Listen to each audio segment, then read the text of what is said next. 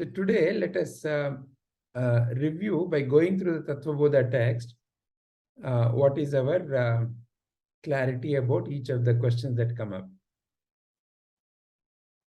So there are 5 chapters.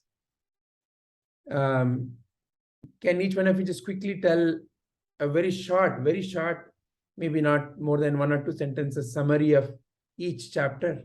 What is the main focus in each chapter? Would you like to begin, Padmaji? Yeah.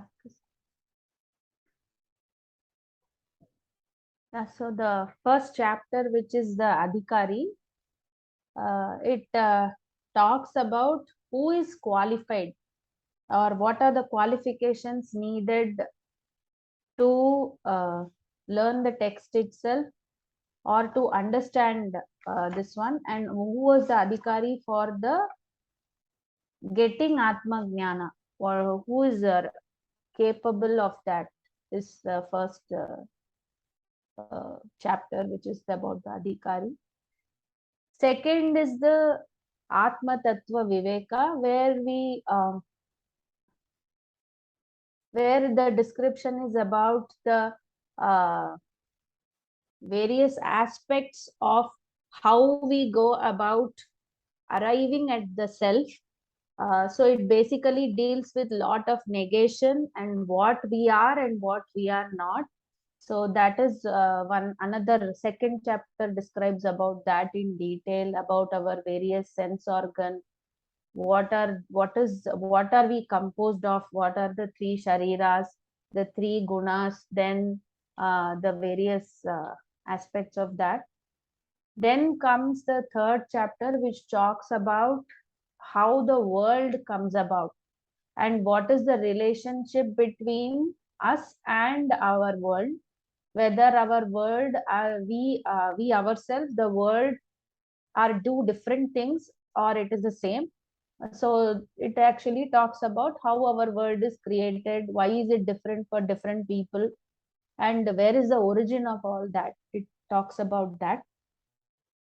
That also, again, I think in every aspect of all the chapters, there is a part of what is real and what is unreal. So the basic thing is, we are always talking about what is Satya in all this, and what is all the other things that is there, but we have to like not delve into it or not get attached to it. That is the basic thing in all the chapters. Then the fourth chapter is where it talks about how we, the world and Ishvara, we are all the same, one. That is the Ekatvam. It talks about the Ekatvam of all the 3. And then last is, once you know that there is only one thing, that is when I think you get a clarity about how a Jivan Mukta will be and how he will function in this world. Excellent. Thank you very much, Padmaji. Shubhaji?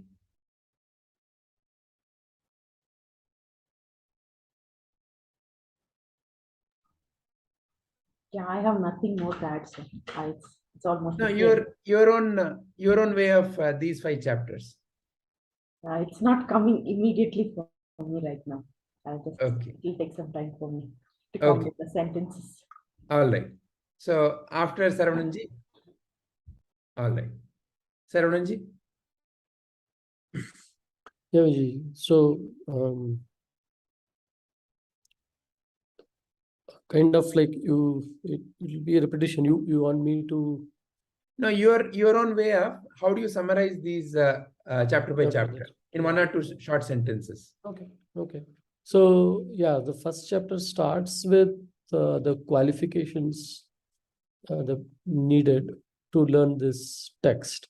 As with any learning, the student needs some pre-qualifications, right? So so that the student can understand and make sense of the scripture, of the text. So that's the first chapter. That's where we talk about um,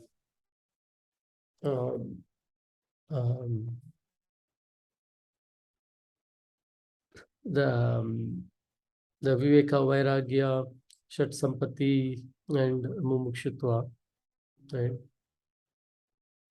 And like we go into the details of each one, and with that qualification, we get into the actual content, which starts with what are the entities. There is me, there is the world that is outside me, and then there is God who created all these things. Right. So this is how these a seeker sees things, right? There's three different entities. So it starts with like the second chapter goes into the depth of like me, on the me aspect. Right? That's where it clearly talks about who am I really. It's not using the I'm not getting those actual words, but it's like prakriyas. Uses the prakriyas like Panchakosha prakriya, Avastatraya prakriya. Right, so Avastatraya, Panchakosha, and So as we go further, we can go into this. yeah, we'll yeah. So it right now, you're uses only summarizing the chapters. Yeah, it uses the prakriyas to say that you're not all these things, but and introduces Atma, which is the permanent one, right? While all the other things, it uses the Satya, Mithya concepts, right? And talks more about Atma, right? And then the third chapter goes into the world, Jagat. So once me is taken care of, now Jagat. Coming into Jagat, what is the nature of Jagat, right? Which is nothing but appearance, and how it is not it's real. It's a mithya. It keeps changing. It gives those concepts, and it says that it's not something that is outside you, but is in you, right? Now, so the discussion is around the Jagat, and the third one is where the God concept of God is brought in, and it ends with Jiva and Ishvara are nothing but one only. And there is no other, because there is only one Brahman that is there, was there, will ever be there, and the nature of Brahman, which is like ever present, omnipresent, it's present everywhere. If it is present everywhere, then there cannot be a second person, right? There can be only Brahman. And the third one, the final chapter is about the one who has understood all these things, is the Jivan Mukta, and go into the details of how a Jivan Mukta lives in the world, sees the world, and how to identify Jivan Mukta, and all those things. Wonderful. Only one short pointer. Understood still means as if, it's a concept. So is Jivan Mukta about a conceptual understanding?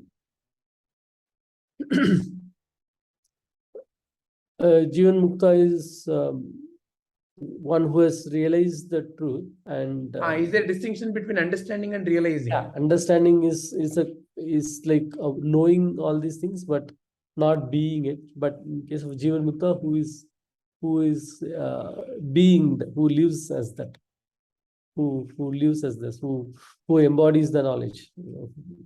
Right? You see all these things in a Jivan Mukta. Excellent. Thank you, Sarananji. Yeah, right. Thank you. Shubhaji? Yeah. I'll just give a short this thing, whatever I'm able to put it across. Sure. So the first thing is about the who adhikari. It talks about who can learn the Tattva Bodha and who is able.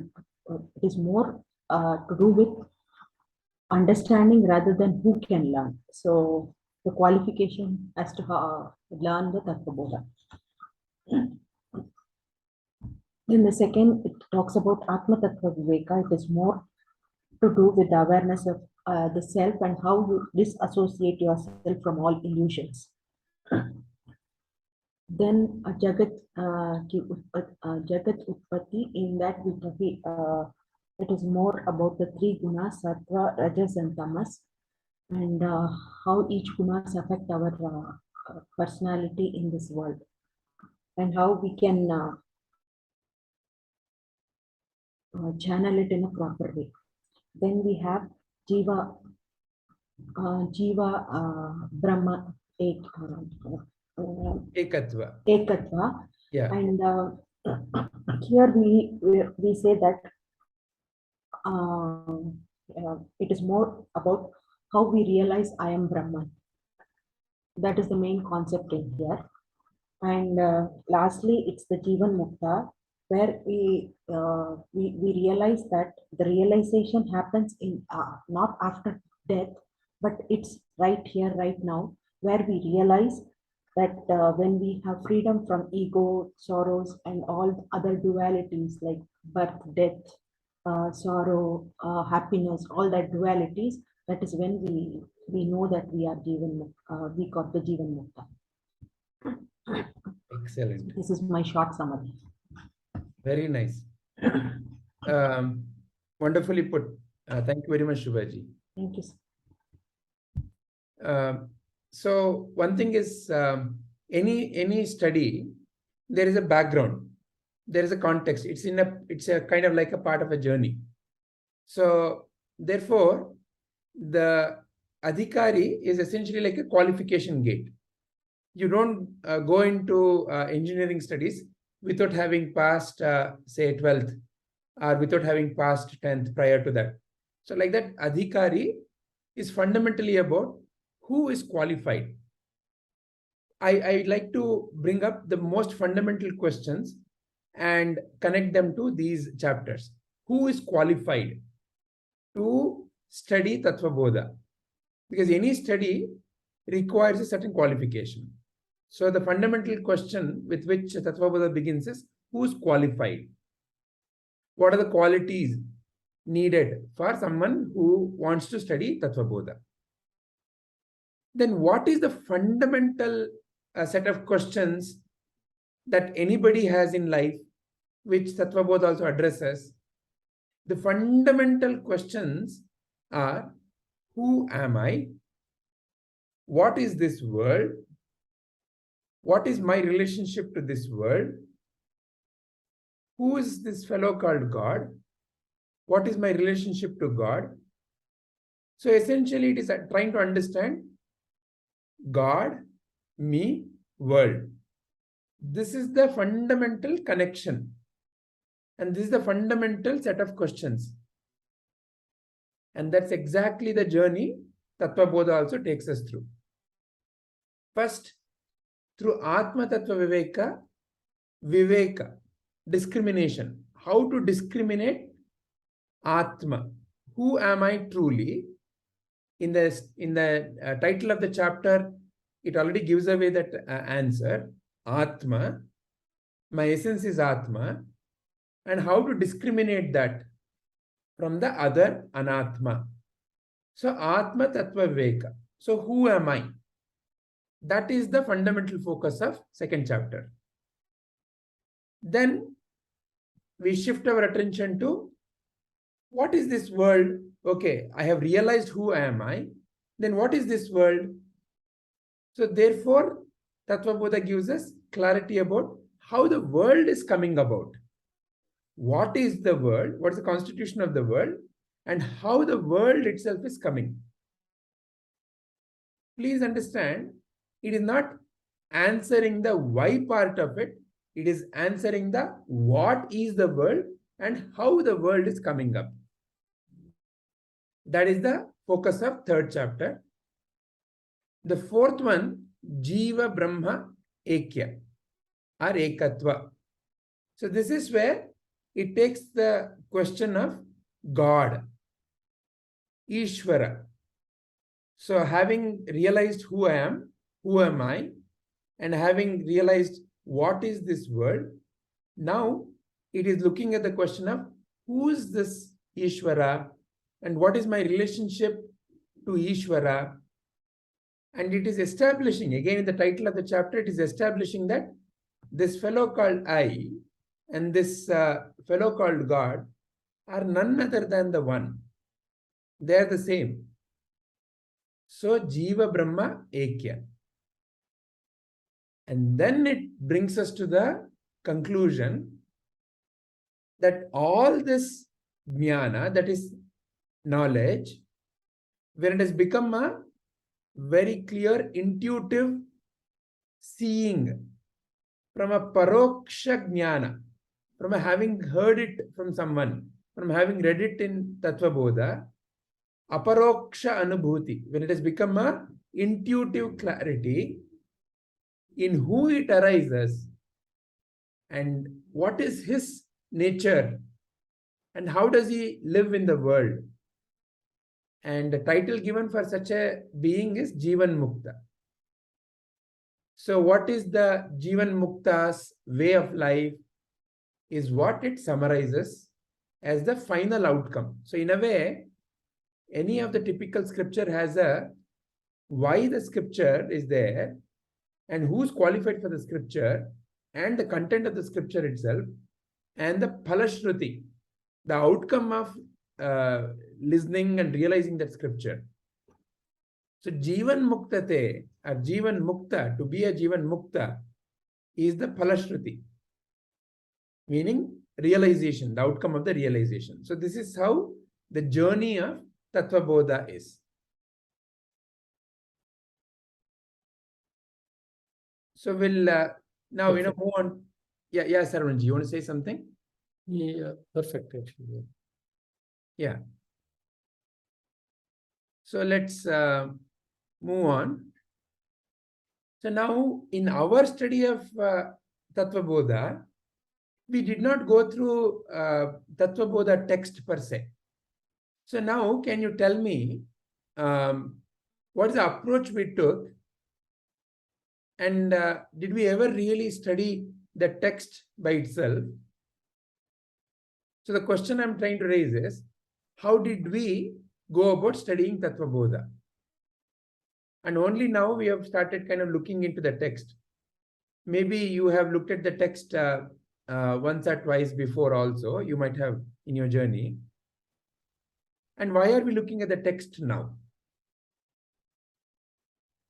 Actually, sir, I have not looked at the text. I was actually trying to recall whether you have shared this and maybe I missed it. Yeah. Yeah, but I really like the way that we approached it. It was fully about questions and answers, like how Ramana Maharishi's "Who Am I" is that way we have done it. So I kind of liked that. So I was actually wondering if when you were showing the index, I was wondering if I will even understand when you show the text, because I have never seen this text. This is the first time I'm seeing the text. But the way we did it, I think, was very good, because it was not only questions like which you picked up, it was general, which came from each one of us. And that is how we attempted to learn it. So I think that was the best. But why are we looking at it now? Probably we will understand it better now Yeah. than before. Yeah. Especially if you look at the first line, it is like it is in such a concise form because it's in Sanskrit. So I mean, if we would have started with this, probably we wouldn't have understood anything, and maybe we wouldn't have even been interested to go further because it is yeah, some things can be overwhelming, I feel. Yeah, it's like if you show a 10th standard book to a 4-year-old, it will be nothing for that child. So I feel like that, because even now, I mean, I can split the Sanskrit words and all, but once I say sadhan, chatushtaya and all, I'm trying to read and I'm like, okay, why are we complicating this? Yeah,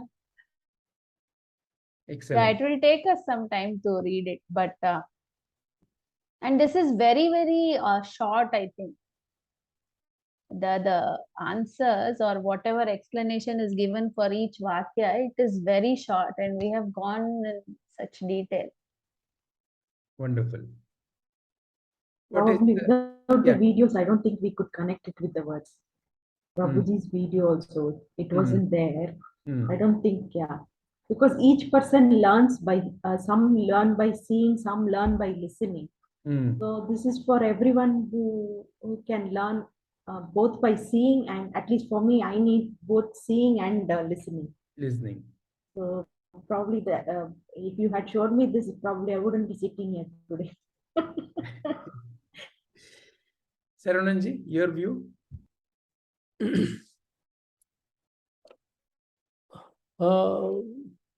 On why we are seeing this now,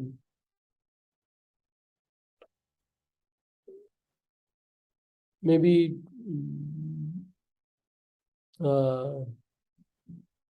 we can follow it more easily now after having the context.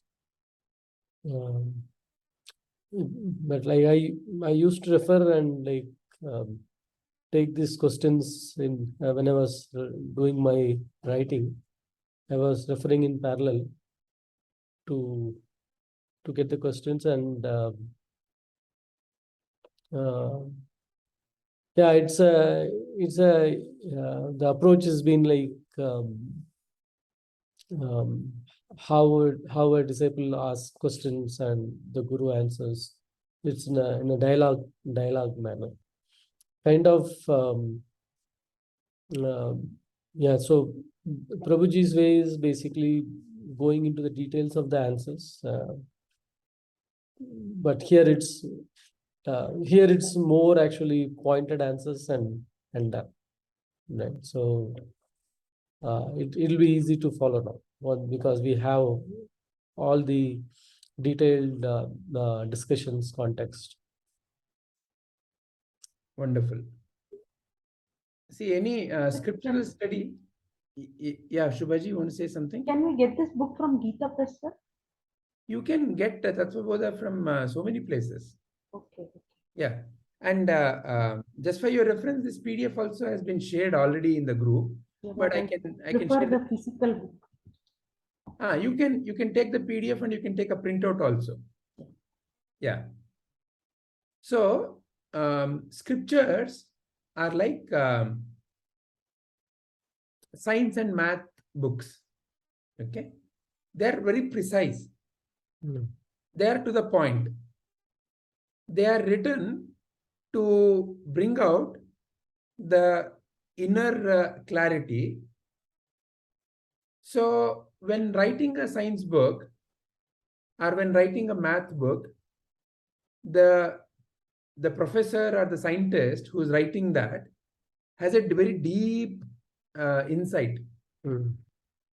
So there is always a challenge. Yeah. Okay, to who do I address?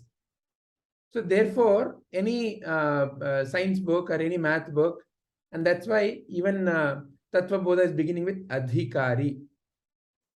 Don't tomorrow come and say that I didn't understand. Okay, did you see who's qualified? Okay, if you meet all those checkpoints, then it would have made sense. Is why the Adhikari is the beginning point. So when any scientist is writing, scientist has a deep clarity about it. But how do I express that clarity for somebody else also to follow that? You give a map. Okay, here is the path, right? So while giving the map, at what level I should give the map? when you look at a map in the world, you can give a map from, let's say, Bangalore to Chennai by showing the whole of India map and by pointing 2 points. Here is 1 point and here is Chennai. This is Bangalore and this is Chennai. So you go broadly in this direction. But then is that something that you can use to walk? Maybe not. To walk, you should know, like the Google map, go 100 meters, take a right turn. Now here you will see some shop, take a left turn there. So it will guide you along the way. But you know you're going from Bangalore to Chennai. So in that way, Sri Shankaracharya ji has written Tattva Bodha. It's a map and it has all the milestones, key questions, fundamental questions, very important insights that one should develop. And Prabhuji has given the Vyakhyana, has illustrated that, has brought it out in a contextual way for us. Because Shankaracharya ji has written some of the things in the time and space that he was in. Though the truth is the same, the time and the space in which it is written also impacts the understanding of that scripture. So once when a scripture is written, therefore many great masters come and write Vyakhyana. They kind of elaborate that, because they make it contextual to the time and space. Mahabharata is something today, if you purely listen to it as a story, it makes no sense. You know, why would somebody want to fight for a kingdom? Because today we are living in a world which is being called as democratic world. You know, the kings are not something, you know, which is family driven. We so much resist family driven leadership. So it may not make immediate sense. So it has to be contextualized. So our study has been contextualized in the same way. It has been brought to our today's day and life scenarios. And that is why Prabhuji has given us that mantra, Shravana, Manana, Nididhyasa. So we first started listening to the Tattva Bodha's elaboration through Prabhuji. And then we started contemplating them through our interactions.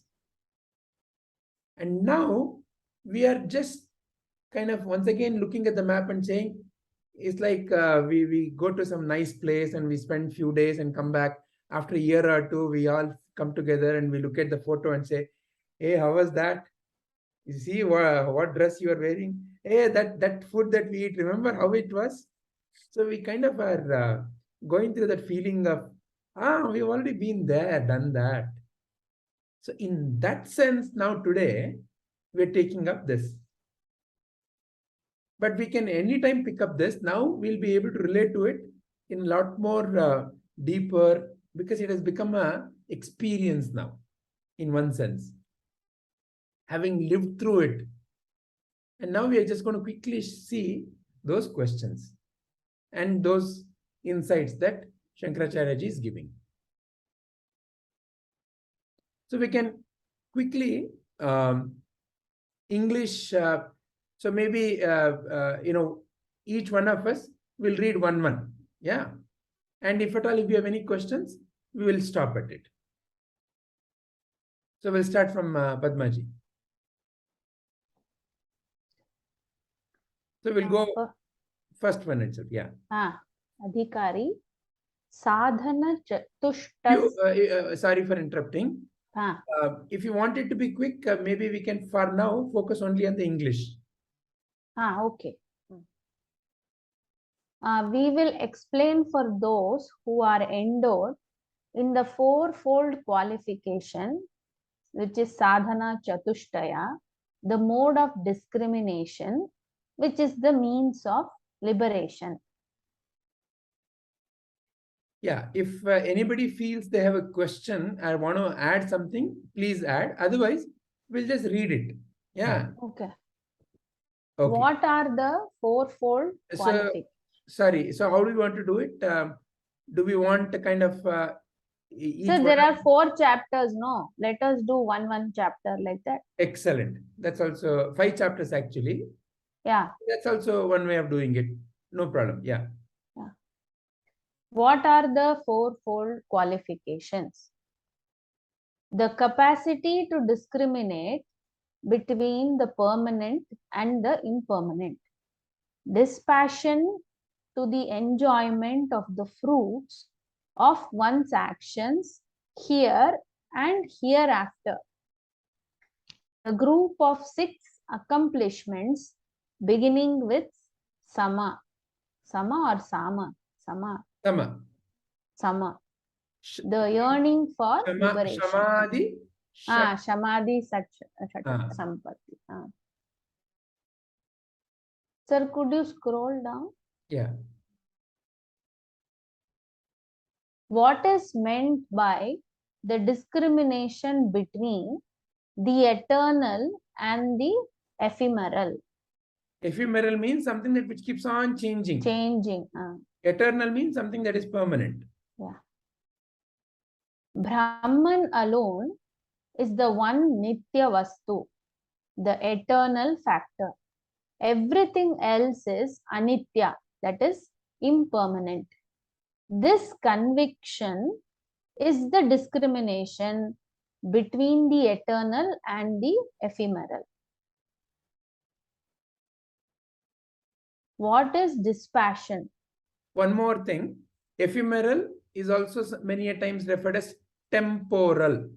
Something that Temporary. changes time. Temporary. Yeah. Temporal. Ephemeral. Yeah. The absence of desire for the enjoyment of the fruits of one's actions in this world, as also in the outer world, in the other world. The absence of desire for the enjoyment in this world, as also in the other world. Okay. That means after death, like we're talking about that, right? So what is really dispassion? What is really vairagya?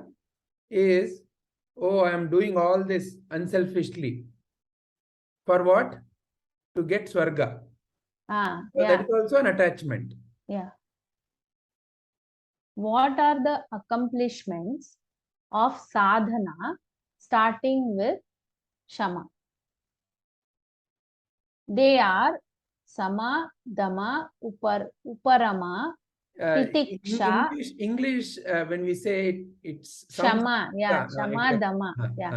They are shama, dama, uparama, titiksha, shraddha, and samadhana. What is sama? Control or mastery over the mind. What is dhamma? Control or mastery over external sense organs. What is uparama? Strict observance of one's own duty. What is titiksha? The endurance of heat and cold, pleasure and pain, etc. What is the nature of shraddha? Faith in the words of the Guru and in the scriptures is shraddha. What is samadhana? Single pointedness of the mind. Ekagrata. What is mumukshutvam? Let me attain moksha, liberation. This intense yearning is mumukshutvam. These are the fourfold qualifications. Thereafter, that is, after having acquired these fourfold qualifications, they become adhikaris, that is, persons fit for the inquiry into the truth. Anything anybody wants to add, say? All right. Shubhaji? What is Tattva Viveka? Atman alone is real. All things other than are unreal. This firm conviction is called Tattva Viveka. What or who is Atman? That which is other than the Sthula, Shukshma, and Karana Shariras, gross, subtle, and causal bodies, which is beyond the 5 sheets, which is the witness of the 3 states of awareness, which is the nature of Satchit Ananda, which is existence, knowledge, bliss, which is Atma. And this is where the prakriyas that Sarvanji was mentioning helped us to go deeper. So what is a prakriya, by the way? A quick digression. What is a prakriya for you, Shubhaji?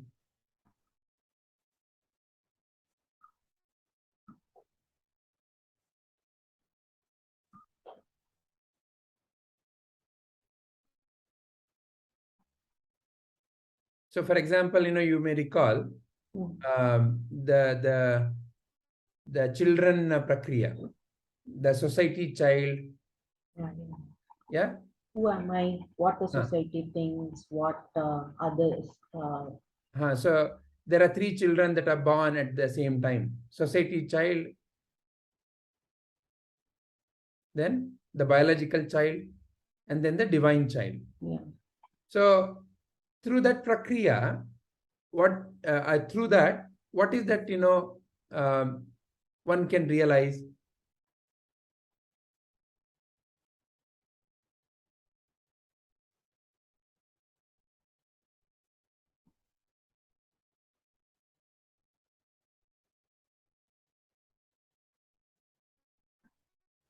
Get the question. I'm not able to recall that Okay. particular thing.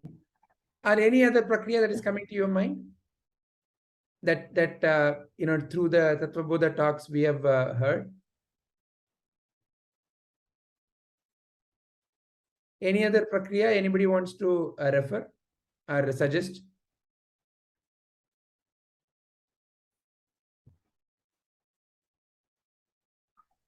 Prakriya means just the process, right? Yeah. So it's The way of the teaching. process of going to that self is what is the. Yeah, but can you give an example of a prakriya that we used in our Tattva Bodha studies?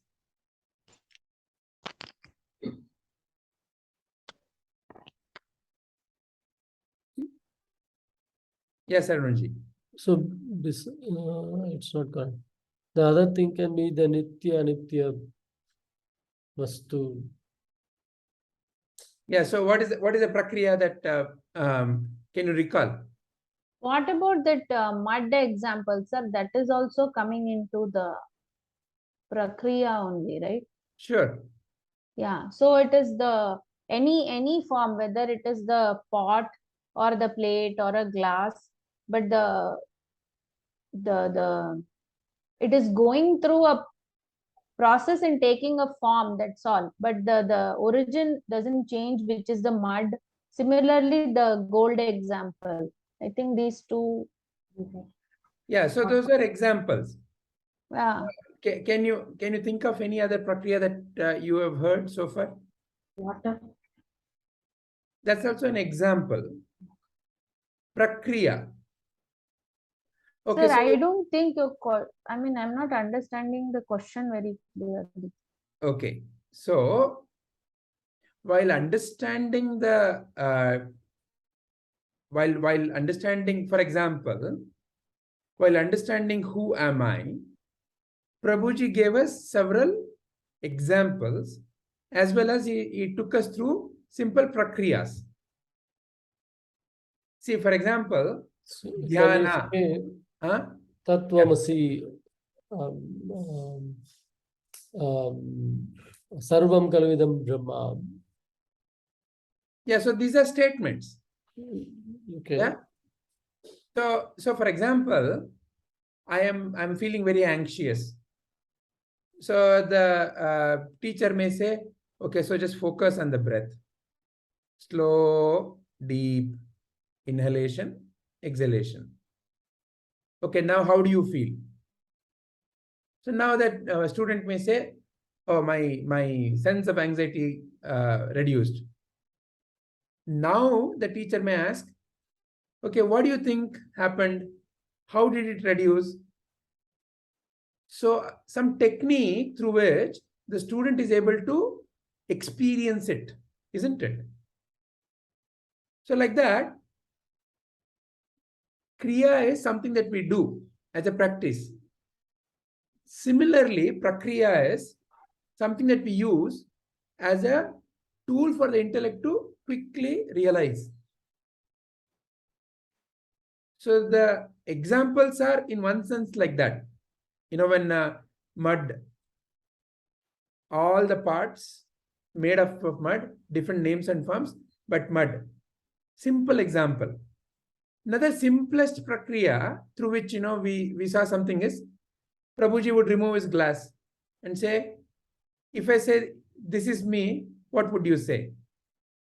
No, it is not true, right? This is separate from me. So it is separate from me. Now when I wear this, it becomes like as if it is part of me, but still is it me? No. So when he did that, through that very simple process, we are able to grasp it very quickly that whatever I can see is not me. Yeah. So therefore, Prakriya is a kind of like a, you know, we are so conditioned to think about the world in a certain way. So Prakriya is something that in that moment, wow, correct, no, it feels, it's like that moment of eureka. Correct, I get it now. Oh, whatever I see is not who I am. So how did it happen? Because of a certain thing that he did. So Prakriya is, see, here's the statement. Atman alone is real. All things other than are unreal. It's a statement of realization. It's a final statement. But how do I, from my viewpoint of the world, how do I reach that? So I have a conditioning in the mind which is stopping me from realizing that. So Prakriya is a in the Jnana Marga, a process by which I am brought to that realization. When Prabhuji removed the glass and put the glass, whatever I see is not who I am. Okay, from now I can apply that very easily. What do I see? Oh, I see my hand. Oh, then I am not the hand. Oh, I see my breath. Oh, I am not the breath. Oh, I see my thoughts. I am not the thought. So, like that, now, based on the example and based on the process that he took us through, we can apply it. So Prakriya is it removes a certain conditioning in the mind. It removes a conditioning, a deeply held belief, so that it points to the truth. So each Prakriya is a well-designed process to remove something, remove an obstacle.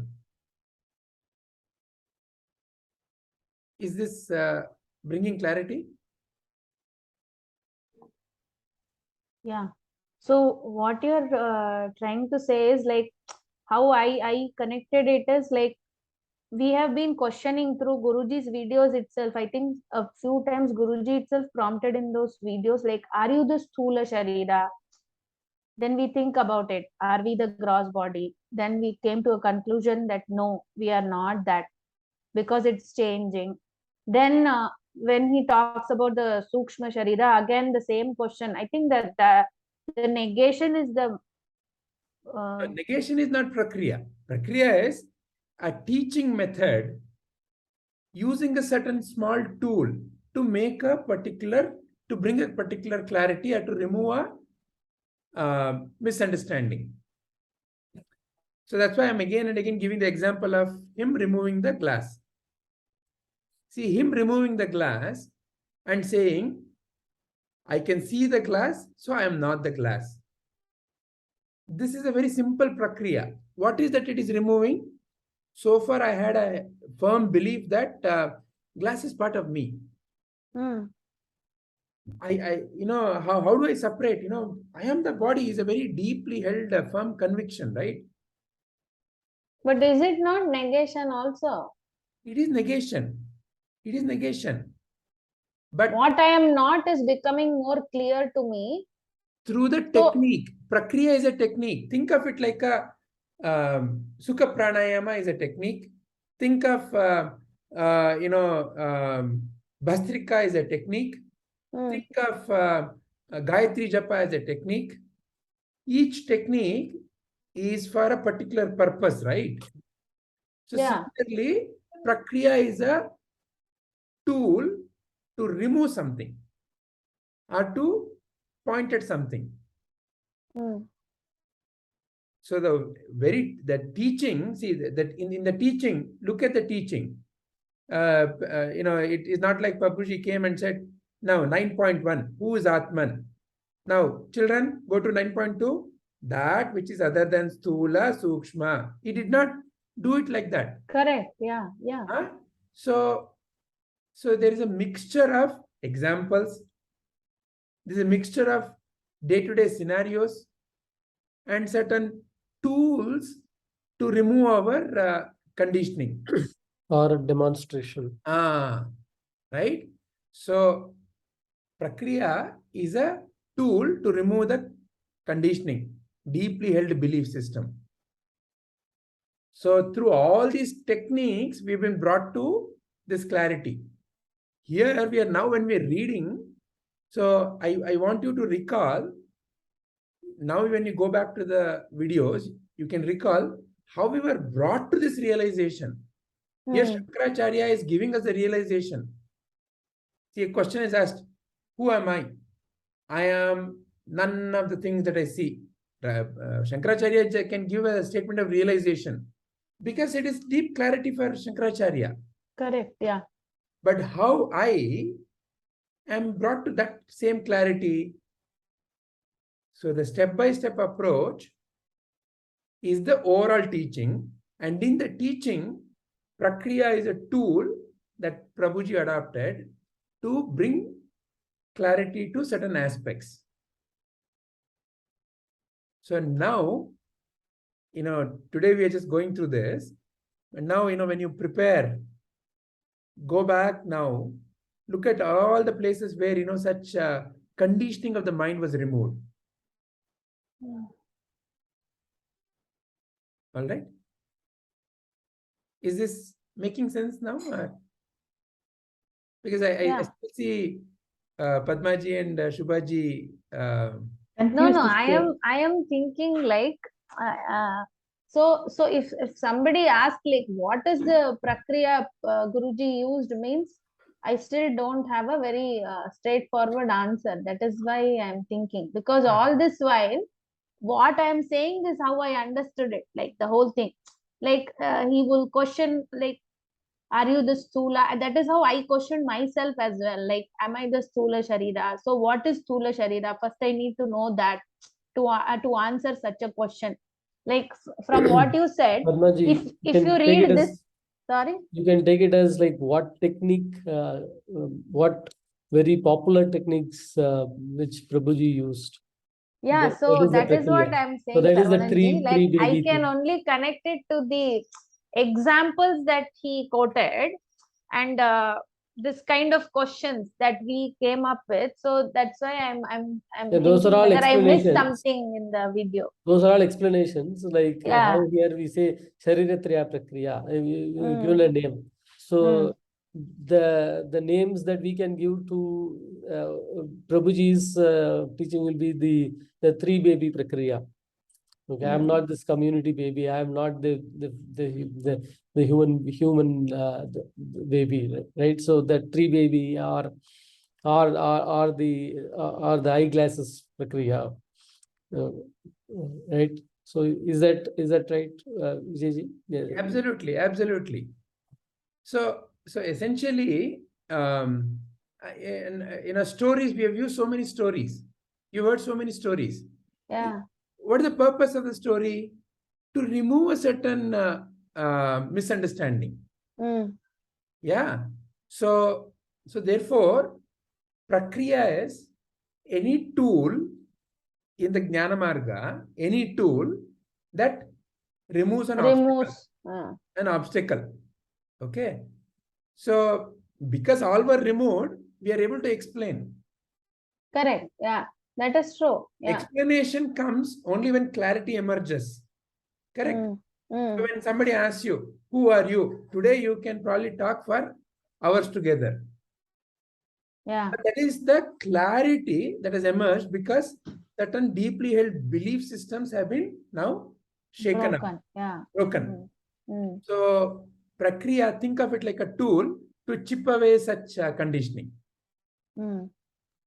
So now when you go back to the talks, notice where our conditionings were removed. Yeah. That is definitely there, sir. I mean, even for Gita, I think now when we go and read the shlokas and the meanings, it makes a huge difference now. What we understood at the first instance when you read the meaning is completely different. That's why I was saying, like, if you had shared this before, probably we wouldn't have been so interested, because this 9.2 is so summarized. Like, if I would have read the first time, I wouldn't have known many things in this, like Stula, Sukshma, Karana. Karana, at least you know the reason because you have some knowledge of Sanskrit, but otherwise, what is this 5 sheets? What is this 3 states he is talking about? There will be no clue. So you wouldn't be even wanting to go beyond this because you have no understanding of every word itself, each one. Yeah. That's why it said that, like, one has to learn from a Guru, guru. yeah. And this is more of a text to the teacher. Yeah. Reference point, kind of. Yeah. Correct. All right, Shubhaji, please continue. What is Atman? That which is other than the Stula, Shukshma and Karana Shariras, gross, subtle and causal bodies, which is beyond the 5 sheets, which is the witness of the 3 states of awareness, which is the nature of Satchit Ananda, which is existence, knowledge and bliss, is Atma. What is Stula Sharira, the gross body? That which is composed of 5 Mahabhutas, elements, after they have undergone the process of Panchikarana. Yeah. Born as a result of good actions of the past, the tenement to earn the experience of Sukha, Dukkha and the like, and subject to 6 modifications, namely is born, grows, changes, decays and dies, is the gross body.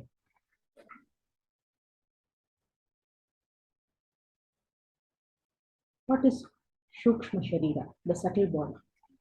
That which is composed of 5 Mahabhutas, elements, prior to their undergoing the process of Panchikarana, born of good actions of the past, the instruments for experiences of pleasure, pain, etc., constituted of the 17 items, namely the 5 Jnanendriyas, the sense organs, the 5 Karmendriyas, the organs of action, the 5 Pranas, Prana, Apana, Udana, Samana, Vyana, the mind and the intellect is the subtle body.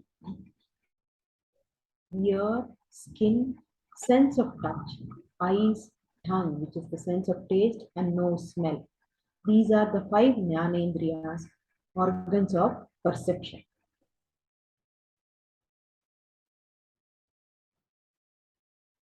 The presiding deity of the ear is space, of the skin, touch, is the air, of the eyes is the sun, of the tongue is the Varuna, principle of water, of the smell, nose, is the Ashwini Kumars, twins. Thus, the aforesaid are the presiding deities of the organs of perception. The field of experience for the ear is the reception of sound, for the skin is the cognition of touch, For the eyes is the perception of forms. For the tongue is the cognition of taste. And for the nose is the cognition of smell. Speech, hands, legs, anus, and the genitals are the five karmendriyas, the organs of action. The presiding deity of speech is fire. Of the hand is Indra. Of the feet is Vishnu. Of the anus is the Mrityu. Of the genitals is Prajapati. Thus the presiding deities for the organs of action. The function of the organ of the speech is to speak. Of the hands is to grasp the things. Of the legs is the locomotion. Of the anus excretory organ is the elimination of waste products. And of the genital organs is pleasure, procreation. What is causal body? That which is inexplicable, beginningless, and in the form of avidya, ignorance of the reality. The cause for the other two bodies, the subtle and the gross. Ignorant of one's own real nature, that is the self, free from duality or division, is the Karana Sharira or the causal body.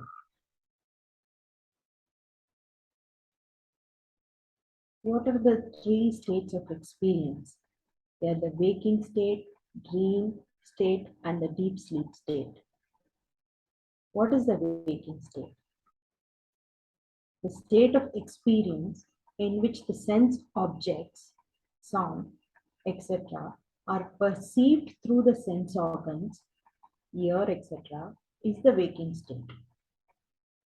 The self identifying itself with the body, gross body, called Vishwa. For the question, what is Swapnavastha, the dream state? The explanation is the world that is projected while in sleep from the impressions born of what has been seen or heard in the waking state is called dream. The self identifying itself with the subtle body is called Taijasa. Then what is deep sleep state? That state about which one says later, I do not know anything. I have well enjoyed a good sleep is the deep sleep state. The self identifying itself with the causal body in the deep sleep state is called prajna.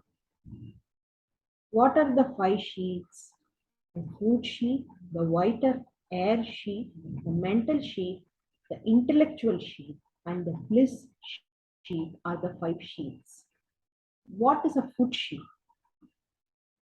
That which is born of food, which grows by food and goes back to the earth, which is of the nature of food, is called the food sheet. This is the gross body. What is vital air sheet? The five physiological functions such as prana, which is prana, apana, vyana, udana, and samana, together with five organs of action, namely speech, etc., form the pranamaya kosha, the vital air sheet. What is mental sheet? The mind and the five organs of perception together form the mental sheet. What is the intellectual sheet? The intellect, along with the five organs of perception, together form the intellectual sheet. What is bliss sheet? Established in avidya, which is of the form of causal body, of impure nature, united with vrittis, modification like priya, moda, and pramoda.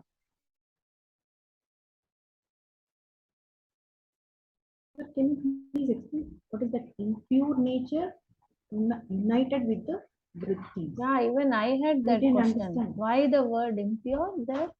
Or is it a mistake? So Anandamaya Kaha.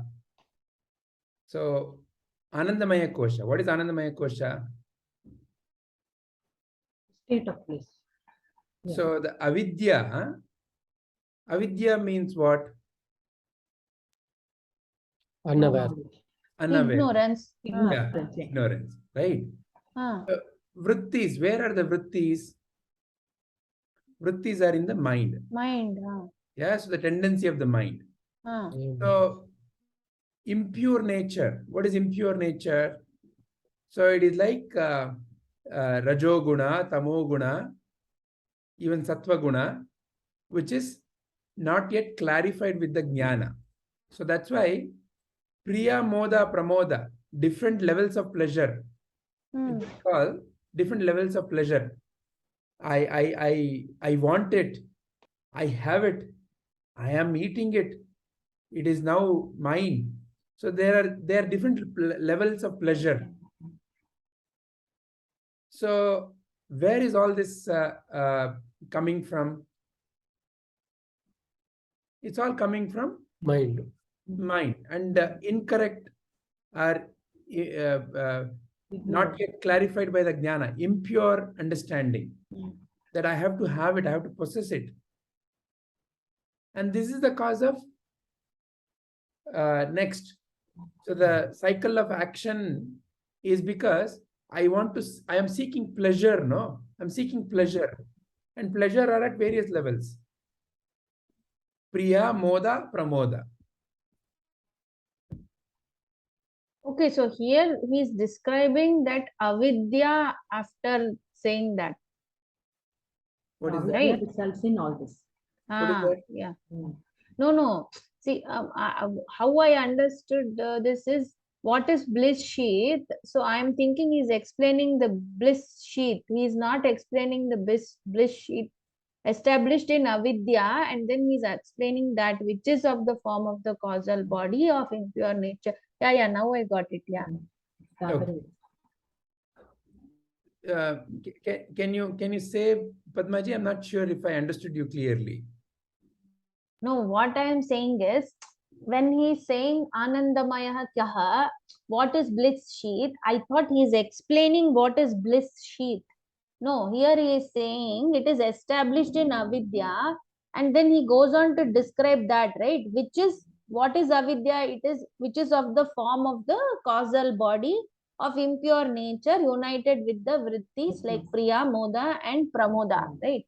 So No, he's explaining Anandamaya Kosha only.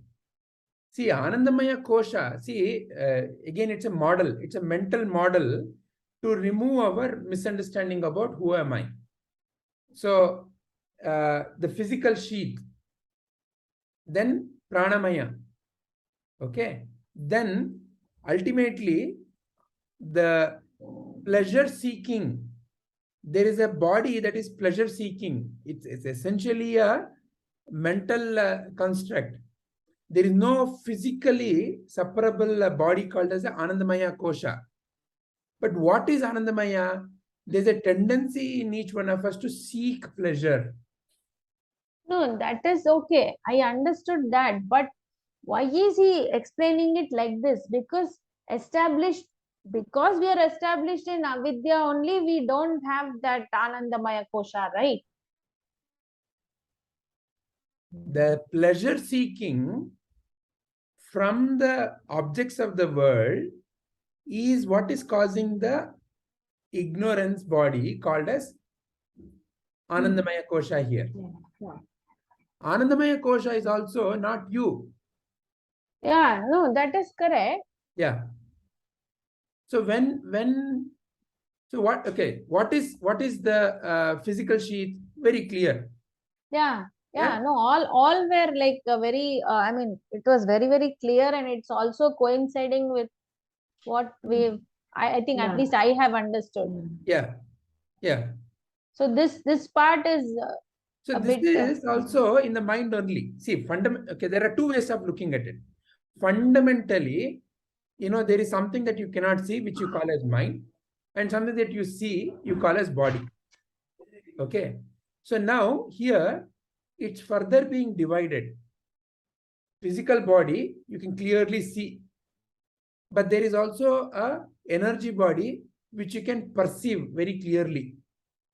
Then there is a Manomaya Kosha, where all your thinking and all that happens. Then there is this the last layer, which is the pleasure-seeking layer, the pleasure-seeking attitude. Why you do what you do in life? Because you fundamentally want pleasure, ananda. And here that is also being referred, being shown as another layer covering the self. The tendency to keep seeking pleasure. And there are levels of pleasure, priya, moda, pramoda. And it is manifesting because of the tendencies in the mind, which say, I ate a mango and mango is very nice, let me have more mango. So it has become a vritti, seeking that through various mechanisms. And that is fundamentally because of the avidya. What is avidya? That I get pleasure from outside. So this is another sheath covering the self. And this sheath is Anandamaya Kosha.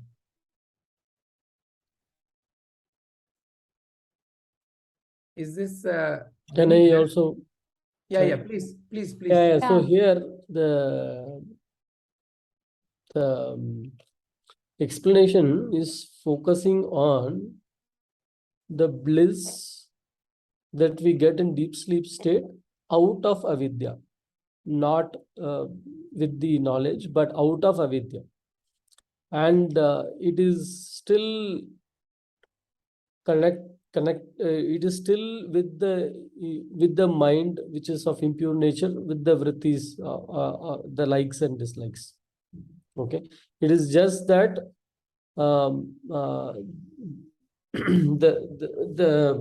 the state we feel because of the absence of that experience. It's not absence of the consciousness, right? So it is still You mean with that- absence of the mind, is it? The mind aspect is not there to color it. Yeah, the karana sarira, like, which is of the form of the causal body, right? Causal body is where, like, yeah, it is that absence, but it is not clarification of the vidya, of ignorance. I think that I feel that is what he's trying to highlight it here. So the whole thing, Padmaji, is a block. So in one So sense, can I say that when we think that maybe somewhere we have that once we start studying this, maybe we think that we are the Anandamaya Kosha. That is what he's trying to remove here. you are not the kosha at all. See, Yeah, I am that's what I'm Anandamaya saying. Kosha. Correct. That is why it is very clearly the 5 bodies. It's a Panchakosha Prakriya. So they are defining 5 bodies that cover the self. And they are defining each of the body. Now, can you cut and show the bodies? No, you cannot. These are only in your intellect. You have to see this. You have to separate them out. Physical body is the easiest to separate out. Then comes the Pranamaya Kosha. Then the Manomaya Kosha. So they are giving very precise definition for each one of them. What is Pranamaya Kosha? It is these physiological functions, and they have defined very clearly with the 5 senses of organs. With the 5 sense organs is what the Pranamaya Kosha is. What is Manomaya Kosha? The 5 senses report to something in you. And that something in you is what is being referred as the mind, or the Manomaya Kosha. Okay. What is Vijnanamaya Kosha? Something in you which separates, which decides right, wrong, all that. So for that to operate, the 5 sense organs and the mind all are necessary. So you see, they're building layers on layers. Yeah. the Vijnanamaya Kosha requires all these other layers to operate. Yeah. Then now they're defining Anandamaya. And here, Anandamaya, the causal body is also defined in the same sentence here. So, Vijayji, the way we saw it is like the mapping, right? Yeah. Annamaya Kosha is mapped to Stula Sharira, and Manomaya Vijnanamaya Manomaya Vijnanamaya. What is the other one? Stula Sukshma Karana. Okay, there no, the Panchakosha. Panchakosha is Annamaya Kosha. Prana. Annamaya Prana, Kosha. Manomaya, Manomaya Vijnanamaya is Kosha, mapped to Vijnanamaya Kosha, and Anandamaya Kosha. Anandamaya is mapped to the causal body, Karana Sharira. So what causes you to keep doing whatever you're doing? It's first of all fundamentally ignorance, which is the cause. Ignorance is the cause. That I am going to get pleasure from something is the cause which propels you into action. And there are grades of happiness. Priya, Moda, Pramoda. But the pleasure-seeking attitude that, I get pleasure from some object is what is causing this Anandamaya Kosha. And Anandamaya Kosha can work only when all the other four koshas are there.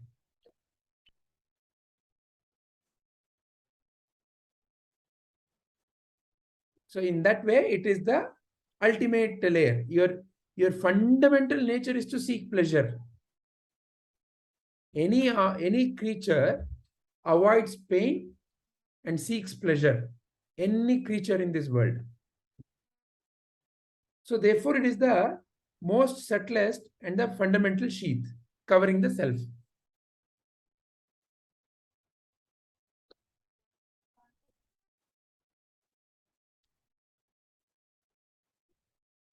And this is getting mapped to the causal body.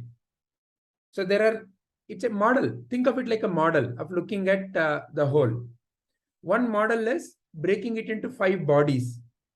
Another model is breaking it into 3 bodies. Sthula, Sukshma, Karana. But the self is beyond all of this. Another way of looking at it is, there are 5 bodies. Pranamaya, Annamaya, Pranamaya, Manomaya, Vijnanamaya, Anandamaya. I think the placing of the words is what is causing a little bit confusion about, like, why did he bring that impure nature with the vrittis here? Yeah, why are you seeking pleasure? Why are you seeking pleasure from the outside world?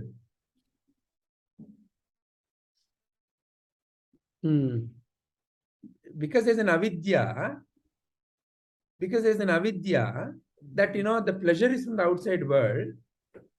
And that is connected with the tendencies. Okay. What's the tendency? Tendency is nothing but a samskara. What is samskara? Something that you've done in the past and that has left an impression. Okay. Here he's basically saying, how do you seek bliss, or like, how do you get bliss? There's an incorrect understanding that I get pleasure from eating mango. I ate mango, it was very nice, and I felt very nice when I ate that. And the next time I order Rajamundry, I order next one. So I'm doing that. Now it has become a deep tendency. How do you get pleasure? I tell you, eat mango, you'll get nice happiness. So it has become deeply impregnated, and it has become a tendency, a vritti. So all the life activities are because of the deeply held such vrittis.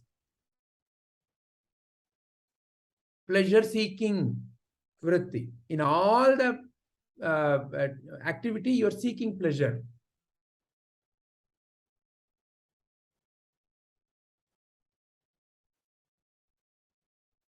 Padmaji, is that clear? Yeah, yes, sir. What I understand is, because you think that the pleasure is coming from an external source, you, depending upon your vrittis, you will try to acquire it in various ways. Yes. Yeah. And that is your seed of action. And that is why probably he says that it is of impure nature.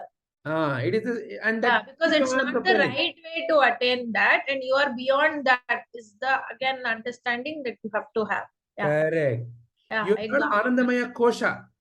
Ah, You are Ananda. See, therefore, the master already gave, you are Sat, Chit and Ananda.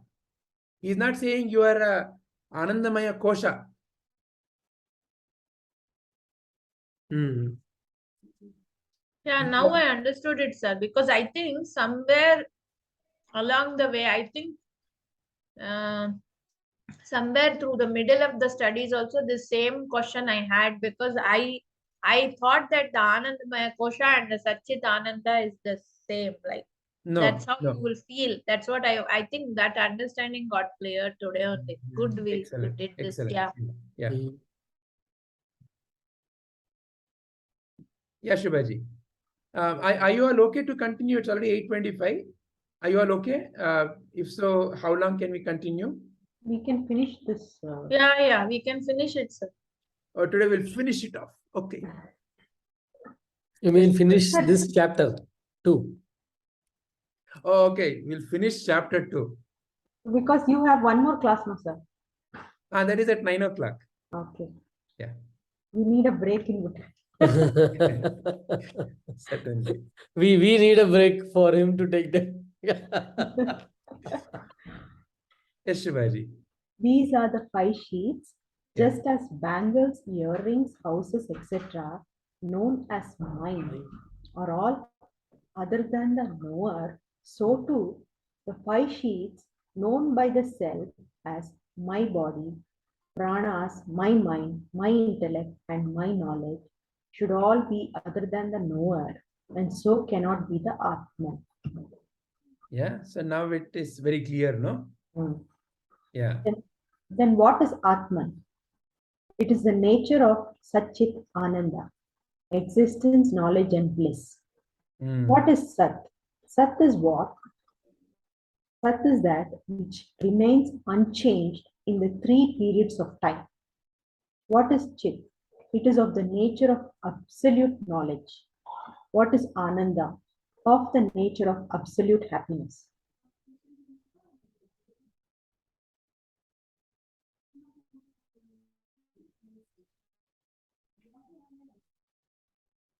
Clear? Yeah. Okay. All right. Anything else, Padmaji?